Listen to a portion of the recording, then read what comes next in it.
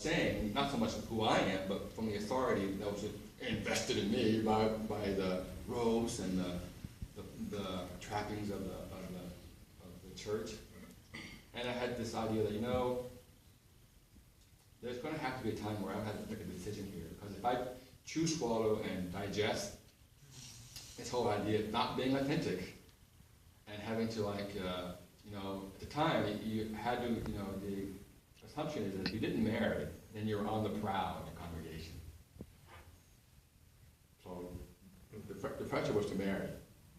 And also, ideally, to have children. And then I knew that I could see them writing on the wall. I thought, oh my goodness, And then there's one pastor, at this one church, where my pastor told me, the bishop has a friend. The bishop has his friend up in a little small town in North Carolina. The bishop thought he was gay, and the bishop just did not. Didn't even know. He just thought that he was. So he's going to keep that minister in this small little church in the middle of nowhere. Population maybe 20. Yes, forever. Forever. And at the time, if you do the right things and you say the right stuff, you move from one church to the next, where you go from 20,000 to 40,000, 50,000. And you have you'll sit here? Please do. And I decided, I could see it on the wall. Thank you. And if I stayed, that might be me.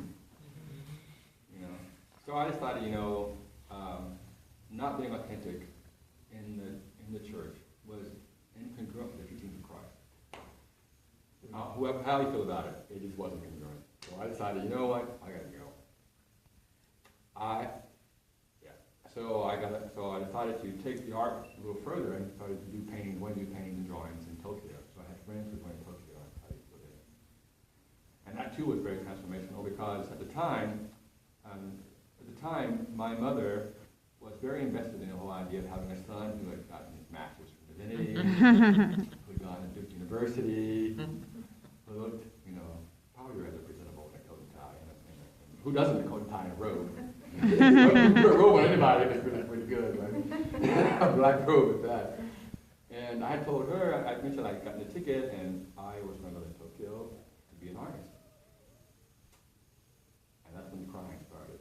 Because my mother was taken aback by the whole idea. You spent all this time and money to be a Methodist minister, and now you're going to go and be an artist in Tokyo? And I said, yeah, I'm going to do that. And my father, who was quite opposite, he was a bit more calm about it. He said, do you have a ticket? Get in the car, I'll drive you to the airport. And my mother, and that's when she really started crying. That's when the floodgates were and then my father said, one more time. And okay. But I think he knew that if I were to, break down with my mother, and that would be over pushing who I am as my identity. I'm not going to go to another country. That's very liberating. Who would want to do that? But the idea of who she thought I was in her mind, not who I am as an independent person. My father knew that. He knew how important that is, to be able to find yourself on your own terms. And he made it very clear that, you got two chances here. Actually twice. That's it. Football game's on. She won't stop crying. You leave, or you stay. Did you get the same messaging from both parents leading up to this decision? Because it sounds like they're pretty much at odds in terms of, expanding your worldview. You're right. You're at odds. That's right. I remember my cousins telling me when I was young, they were even fighting over my name when I was born. My mother, I love this, my mother didn't like the idea of me being Augustus Jr. What did I do? I take it as my last name. But she didn't like that. So, so they were fighting even before, my name did not appear on my birth certificate until I had to go to first grade. So for a long time, there was a blank space for 6 years. Wow. I wasn't called for 6 years. Where's Larry? Right. Probably some variation of boy, right? That Taylor boy. Yeah, so you're right. I mean, my father was a much more, because he had lied about his age to be in the Navy. He was 15 when he went to the Navy. Were there any conversations between your father and you when you left, or was this very minimal? It's always been minimal. I mean, I remember it was, yeah, it was not like, I mean, we would go fishing and he'd say that our talking with the fish could hear it.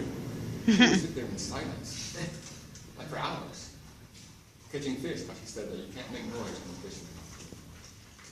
Okay. And when we go hunting, I mean, More the same. more the same, Yeah. except for when the guns go off. Right. So I guess we were able to communicate for the most part, the same way that he communicated with his father. Just the things that he thinks are most important, he'll say. He'll say. And then he'll let you figure out what he's trying to say. That's right. You're on your own. But that one I